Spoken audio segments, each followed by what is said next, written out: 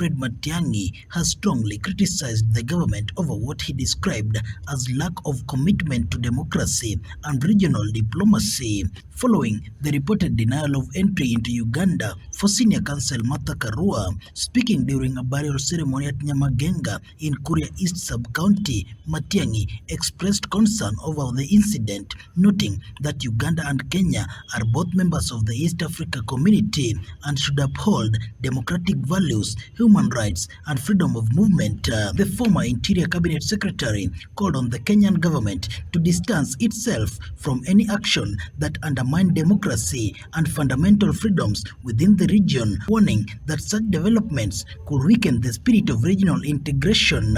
Kwanza mwaka ujao turudishe serikali hii, na uhusiano huu serikali hii ilikuwa na serikali ile iko upande ile Uganda, ambayo unaona vile wamemfanyia Martha Karua jana. Kwa hakika kwa kidemokrasia vile inajulikana kwa kanuni ya uongozi wa nchi, hatupaswi sisi kama viongozi wa upinzani kuzungumzia serikali ya nchi nyingine. Hiyo ni maneno ambayo inatakiwa kufanyiwa kidiplomasia na viongozi wa serikali, waziri wetu wa mashauri ya nchi za kigeni na wale wengine. Lakini tumeona mambo ya ajabu katika hapa East Africa, Afrika Mashariki. Tuko na serikali ambayo hizi serikali mbili tumepakana nazo wameanza kuendesha mambo ya oppressive management. Matiang'i also faulted the government over the ongoing Angata-Barikoi border dispute, accusing authorities of failing to protect residents from displacement, allegedly linked to interest in the area's rich mineral resources. Kaunti yake.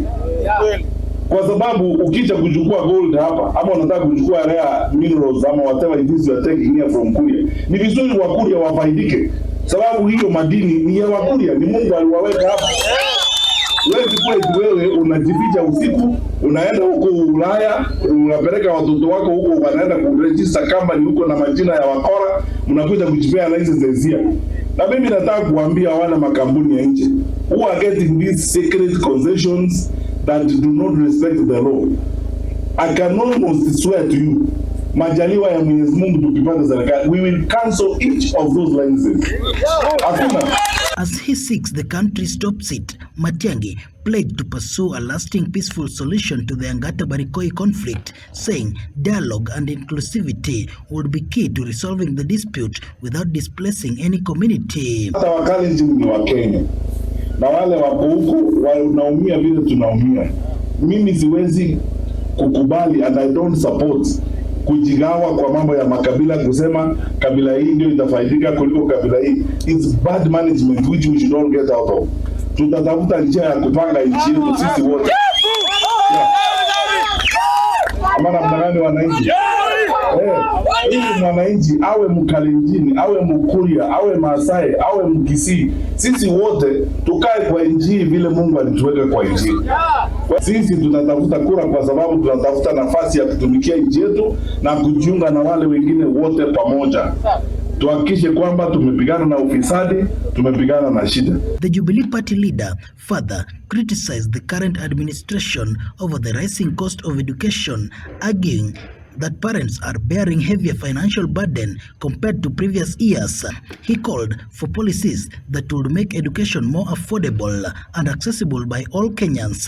Kwa sababu hata kwa kijiji nikiuliza, kuna watoto wengi mayatima ambao wanahitaji kusomeshwa na kwenda shule. Ile shida tuko nayo ni kwa sababu ya uongozi mbaya. Hata school fees yenyewe mnasikia wanasema mwaka wanatuambia tulipe shilingi 1,120. Wakati nilikuwa waziri wa elimu, tuliweka kiwango ya school fees ya national school kwa 53,000. Na alafu serikali inatoa basari ili kupunguza mzigo kwa wazazi. Lakini sasa hawa wenzetu ambao wako kwa serikali, unaona kwa sababu ya ufisadi na kwa sababu ya kupora nchi, imekuwa vigumu kutoa usaidizi wa kutosha kwa wazazi na kupunguza mzigo kwa wazazi kwa mashule.